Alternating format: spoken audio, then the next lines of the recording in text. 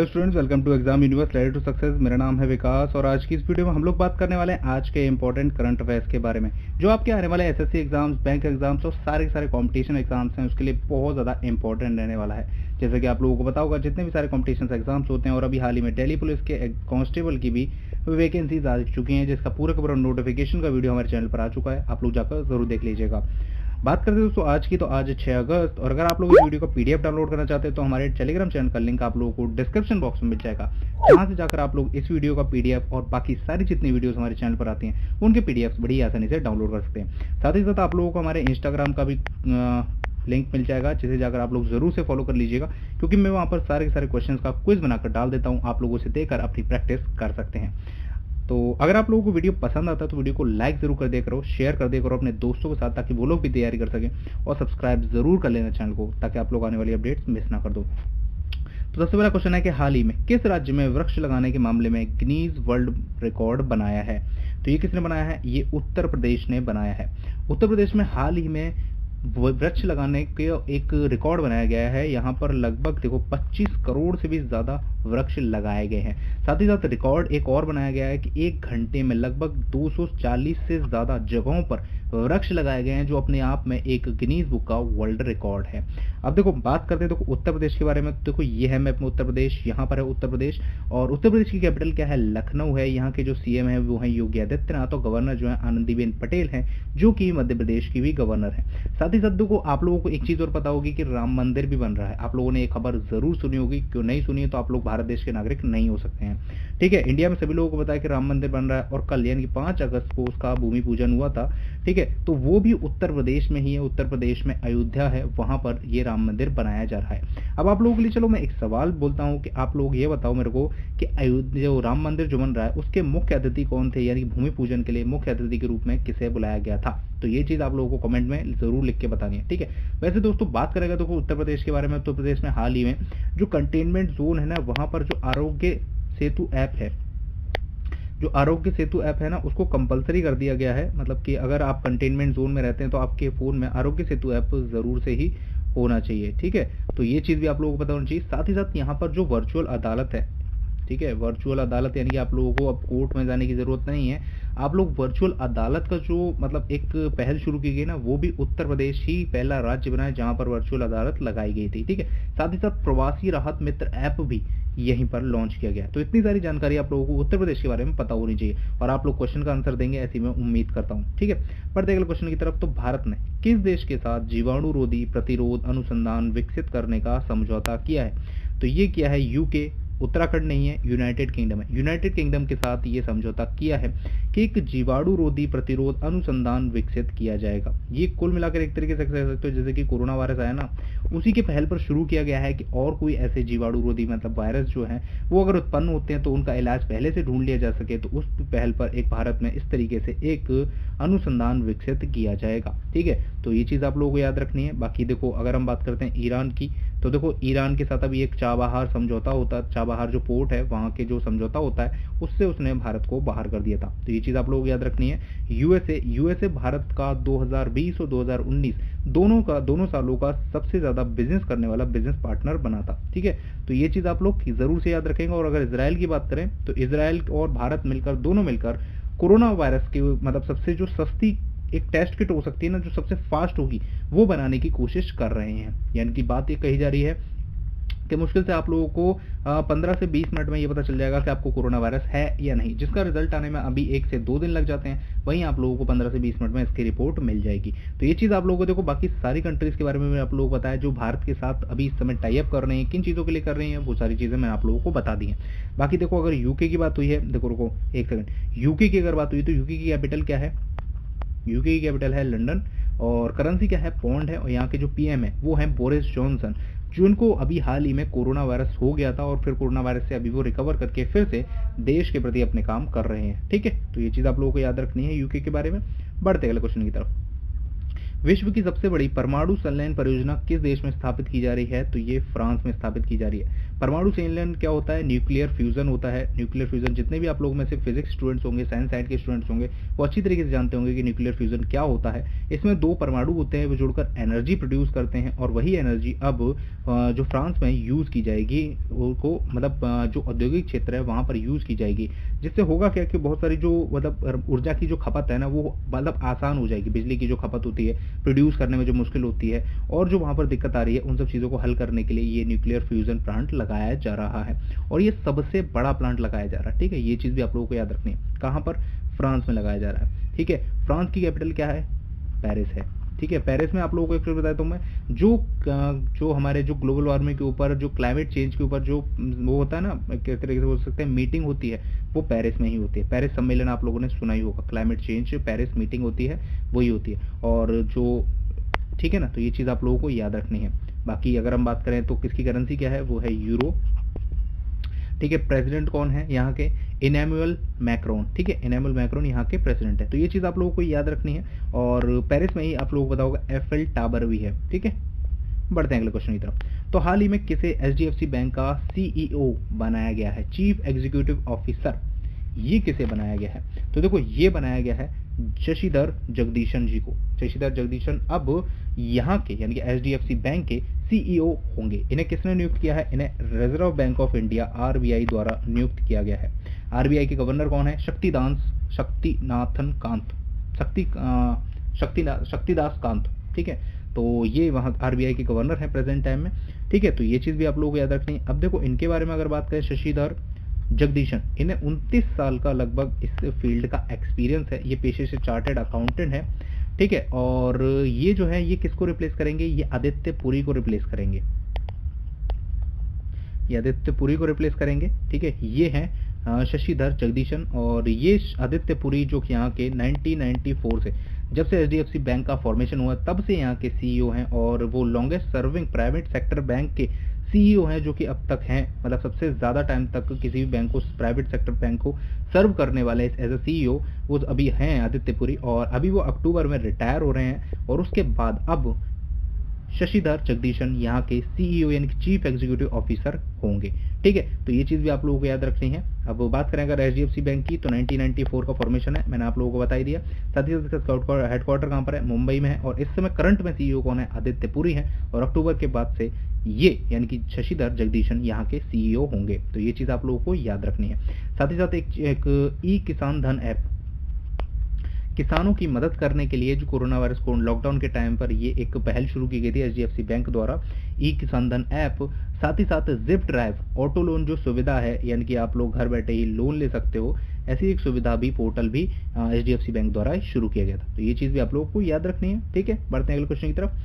विश्व संस्कृत दिवस कब बनाया गया? तो ये 3 जुलाई को मनाया गया है। ठीक है, 3 जुलाई को विश्व संस्कृत दिवस बनाया गया, और भारत में संस्कृत की बहुत ज़्यादा मान्यता है। ठीक है, माना यह जाता है कि पहले के टाइम पे भारत में संस्कृत ही राष्ट्रीय भाषा हुआ करती थी, जिसे बोला जाता था और लिखा भी जाता था, लेकिन धीरे धीरे वो अब हिंदी हो गई है। लेकिन संस्कृत का भी हमारे देश में अपना ही एक महत्व है। और अगर मैं बताऊं तो ऑल इंडिया जो रेडियो आता है ना, ऑल इंडिया रेडियो, उस पर भी संस्कृत में अपना एक विशेष कार्यक्रम प्रसारित किया जा रहा है, जो कि जल्दी प्रसारित होने वाला है। तो ये चीज़ भी आप लोगों को याद रखनी है। विश्व संस्कृत दिवस कब मनाया गया? तो ये 3 जुलाई को मनाया गया है। ठीक है, बढ़ते हैं अगले क्वेश्चन की तरफ। अगला है कि विशेष कोड टू विन नामक एक पुस्तक लिखी है, वो किसने लिखी है? तो ये लिखी है निरुपमा यादव जी ने। ये लेडीज हैं। ठीक है, ये कौन है? ये एक स्पोर्ट्स वुमेन थी। स्पोर्ट्स वुमेन, जैसे स्पोर्ट्समैन होते हैं, ये वुमेन थी। ठीक है, और अब ये ऑथर यानी कि अब ये बुक राइटर बन गई हैं, ये किताबें लिखती हैं। ठीक है, तो इन्होंने ये बुक लिखी है विशेष कोड टू विन। ये बुक किस बारे में है? तो ये एक लाइफ स्टोरी के ऊपर बेस है, जो कि विशेष एक सेकंड ना, विशेष, ये चल नहीं रहा स्टाइलस, हाँ ठीक है, चल रहा है, हाँ ठीक है। ये एक लाइफ स्टोरी है जो कि किसके ऊपर है? विशेष भरिगुंशी विशेष भरिगुंशी के ऊपर है। वो कौन है? वो भारत के यंगेस्ट बास्केटबॉल टीम के कैप्टन है। भारत की जो नेशनल बास्केटबॉल टीम है, ये उसके कैप्टन है। ठीक है। और उन्होंने किस तरीके से अपना एक नाम बनाया है, किस तरीके से बास्केटबॉल में अपना एक नाम कमाया है और बास्केटबॉल को इतना ऊपर तक ले गए हैं, ये उसके ऊपर एक तरीके से कह सकते हो इंस्पिरेशनल और मोटिवेशनल स्टोरी है। जैसे कि आप लोग जानते हो कि भारत में क्रिकेट को बहुत ज़्यादा माना जाता है, क्रिकेट एक डोमिनेटिंग कंट्री कह सकते हो। आप लोग विराट कोहली का नाम जानते होंगे, लेकिन सुनील छेत्री जो हमारे फुटबॉल टीम के कैप्टन है उनको काफ़ी कम जानते होंगे। तो ये चीज़ कंपैरिजन करना काफ़ी मुश्किल हो जाता है, बाकी जो खेल हैं उनमें अपना नाम कमाना बहुत मुश्किल हो जाता है। एक अनूप कुमार को आप बहुत कम जानते होंगे, जो इंडिया के कबड्डी टीम के चैंपियन मतलब खिलाड़ी थे। तो इसी तरीके से जो डोमिनेंसी है क्रिकेट की उस दौर में अपना एक नाम बनाना, एक अलग खेल को पहचान दिलाना, तो उसके ऊपर एक मोटिवेशनल और एक इंस्पिरेशनल स्टोरी है जो कि लिखी है निरुपमा यादव ने। ठीक है, तो ये चीज़ आप लोगों को याद रखनी है। बाकी अगर बात करें देखो ये बुक किस द्वारा पब्लिश की जा रही है, तो ये बुक ये देखो ये है विशेष, ये बुक 29 अगस्त को रिलीज की जाएगी। 29 अगस्त को क्या होता है, नेशनल स्पोर्ट्स डे होता है, तो ये उस दिन रिलीज की जाएगी। ठीक है, तो ये चीज़ आप लोगों को याद रखनी है। बाकी देखो अदर ऑप्शंस के बारे में बात करें, डॉक्टर एस जयशंकर, ये इन्होंने कौन सी बुक लिखी है, इन्होंने लिखी है द इंडिया वे, जो मैंने आप लोगों को हाल ही में बताया था कि ये बुक लिखी है इन्होंने, डॉक्टर जयशंकर ने, द इंडिया वे। ठीक है, और अगर बात करें विरल आचार्य की, तो विरल आचार्य ने बुक लिखी है quest for restoring financial stability in India, तो इन्होंने ये बुक लिखी है। बाकी विजय कुमार चौधरी, इन्होंने एक बुक लिखी है सियासत में सदस्यता, जो मैंने आप लोगों को कल ही पढ़ाया था, जिसको बिहार के गवर्नर जो हैं नीतीश कुमार जी उन्होंने रिलीज किया था। ठीक है, तो ये चीज़ भी आप लोगों को याद रखनी है। बढ़ते हैं अगले क्वेश्चन की तरफ। हाल ही में ई ज्ञान मित्र मोबाइल ऐप कहाँ लॉन्च किया गया है, तो देखो ये बहुत सारी मतलब जगह पर चल रहा है, बहुत सारे स्टेट्स में चल रहा है, लेकिन अभी ये कुछ यूनियन टेरिटरीज में लॉन्च किया गया। ये किस किस जगह, दादरा एंड नगर हवेली और दमन एवं दीव, यहाँ पर ये ऐप लॉन्च किया गया है, यानी कि फर्स्ट एंड सेकंड बोथ, ये इसका सही आंसर होगा। ठीक है, ये ऐप किस बारे में है, तो देखो इस समय ना अब लोगों को पता है स्कूल कॉलेजेस सब बंद हैं, तो ये ऑनलाइन लर्निंग प्लेटफॉर्म है जहाँ पर टीचर्स एजुकेशन देंगे बच्चों को, तो ये उस चीज़ के लिए है। और ये अभी Daman and Diu and Dadra and Nagar Haveli जो यूनियन टेरिटरीज हैं भारत की, वहाँ पर इसे लॉन्च किया गया है। ठीक है, तो ई ज्ञान मित्र ऐप आप लोगों को याद रखना है। तो देखो यहाँ के अगर बात हुई है, तो देखो ये यहाँ के एडमिनिस्ट्रेटर कौन है, यहाँ पर देखो सीएम वगैरह नहीं होते हैं, ये काफ़ी छोटी छोटी यूनियन टेरिटरीज होती हैं जहाँ पर सीएम वगैरह नहीं होते हैं। यहाँ के जो एडमिनिस्ट्रेटर होते हैं, जो या तो यहाँ के जो कलेक्टर होते हैं वो होते हैं, या फिर लेफ्टिनेंट गवर्नर नियुक्त किए जाते हैं। तो यहाँ के जो एडमिनिस्ट्रेटर हैं वो हैं प्रफुल्ल पटेल। ठीक है, तो ये चीज़ भी आप लोग याद रखिएगा। पढ़ते हैं अगले क्वेश्चन की तरफ।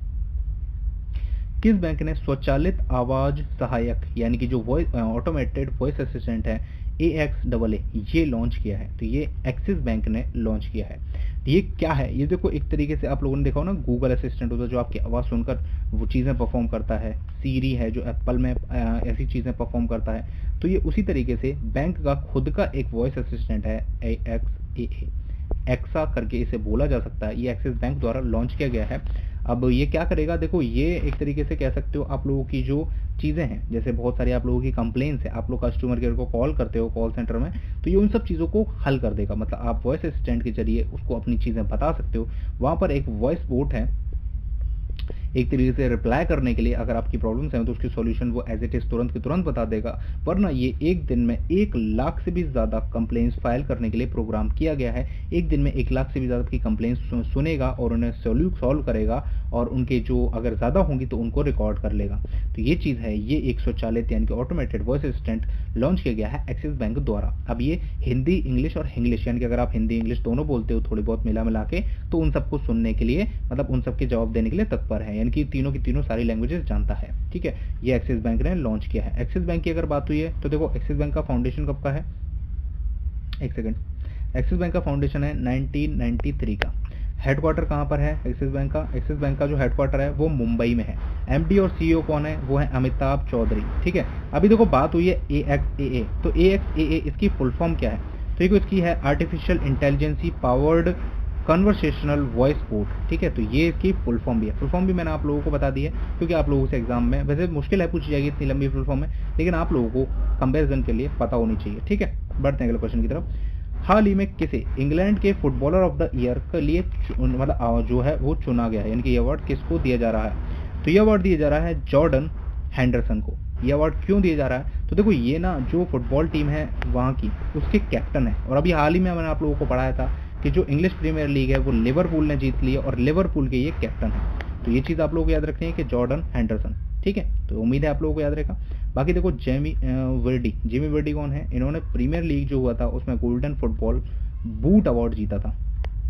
ठीक है, मैंने आप लोगों को हाल ही में पढ़ा था। लियोनेल मैसी को आप लोग जानते होंगे, स्टार फुटबॉलर हैं, इन्होंने रिकॉर्ड 7वीं बार पिचिची अवार्ड जीता है अभी हाल ही में, तो ये चीज़ भी आप लोग याद रखिएगा। बाकी स्टुटबर्ट इंग्लैंड के क्रिकेट के बॉलर हैं और इन्होंने हाल में अभी अपने 500 टेस्ट विकेट कंप्लीट किए थे, और ऐसा करने वाले ये इंग्लैंड के दूसरे और दुनिया के 7वें नंबर के गेंदबाज हैं। बढ़ते हैं अगले क्वेश्चन की तरफ। ये है जॉर्डन हेंडरसन। अगला सवाल है, भारत के किस राज्य में भारत ने मतलब एयर फायर सर्विसेज का उद्घाटन किया गया है, तो ये महाराष्ट्र में किया गया है। अब ये एयर फायर सर्विसेज क्या होती हैं? एयर फायर सर्विसेज एक तरीके से कह सकते हो ये भारत की डिजिटल इंडिया के पहल पर शुरू की गई है। किसके द्वारा? ये BSNL द्वारा शुरू किया गया है। ठीक है, इनिशिएटिव है। ये किसने शुरू किया है? ये केंद्रीय मानव संसाधन विकास मंत्री जो है हमारे संजय धोत्रे, उन्होंने इसका उद्घाटन किया है। कहाँ पर? ये महाराष्ट्र के अकेला जिले में स्थापित किया गया है। ये एक तरीके से कह सकते हो ये किस लिए है? ये इंटरनेट कनेक्टिविटी को तेज करने के लिए किया गया है। वहाँ के जो लोग हैं उनकी इंटरनेट कनेक्टिविटी काफ़ी ज़्यादा तेज हो जाएगी इसके स्थापित होने के बाद से। ठीक है, तो ये डिजिटल कनेक्टिविटी यानी डिजिटल इंडिया की जो भारत की पहल है उसको तेज करने के लिए ये किया गया है। साथ ही साथ देखो BSNL की बात हुई तो BSNL का फाउंडेशन है 2000 का, और इसका जो हेडक्वार्टर है वो है न्यू दिल्ली में, और इसके जो CEO हैं वो है प्रवीण कुमार। ठीक है, तो ये चीज़ आप लोगों को याद रखनी है। तो ये थे कुछ 10 इंपॉर्टेंट क्वेश्चन जो आप लोगों को के एग्जाम पॉइंट ऑफ व्यू जरूरी है। अब आप लोगों को कुछ ब्रेकिंग न्यूज़ बताता हूँ जो आप लोगों के नॉलेज के लिए बहुत ज़्यादा जरूरी है एज बीइंग इंडियन सिटीजन। तो देखो, फॉर्मर स्पेन के एक गोलकीपर हैं लिकर कैल्सियस, उन्होंने रिटायरमेंट ले लिया है फुटबॉल से, तो ये आप लोगों को पता होना चाहिए। अगला है कि को inventor of the computer mouse William English, इनका निधन हो गया है। इन्होंने जो कंप्यूटर में आप लोग माउस इस्तेमाल करते हो ना उसको इन्वेंट किया था, और अभी हाल ही में इनका निधन हो गया। अगला है कि नोबेल पीस प्राइज विनर शोन हमहे, इनका निधन हो गया है। निधन की काफ़ी ज़्यादा खबर है।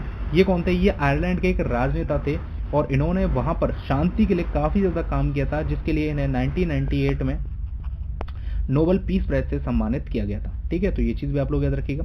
साथ ही साथ नरेंद्र मोदी ने कहा है कि श्रीराम का जो मंदिर बन रहा है वो हमारी संस्कृति का आधुनिक प्रतीक से बनेगा, मतलब आधुनिक प्रतीक होगा। तो ये चीज़ PM मोदी द्वारा बोली गई है जो कि राम मंदिर के इनॉग्रेशन पर वहाँ पर पहुँचे थे। ठीक है, तो ये भी आप लोग याद रखिएगा। तो ये थे कुछ आज का करंट अफेयर। उम्मीद करता हूँ आप लोगों को पसंद आया होगा। अगर पसंद आया तो देखो नीचे लाइक का बटन है, आप लोग वीडियो को लाइक करे बगैर मत जाना, शेयर जरूर कर देना अपने दोस्तों के साथ ताकि वो लोग भी पढ़ सकें, और साथ ही साथ सब्सक्राइब जरूर कर लेना चैनल को ताकि आने वाले अपडेट्स मिस ना कर दो। Thank you so much for watching, मिलते हैं नेक्स्ट वीडियो में, तब तक के लिए जय हिंद।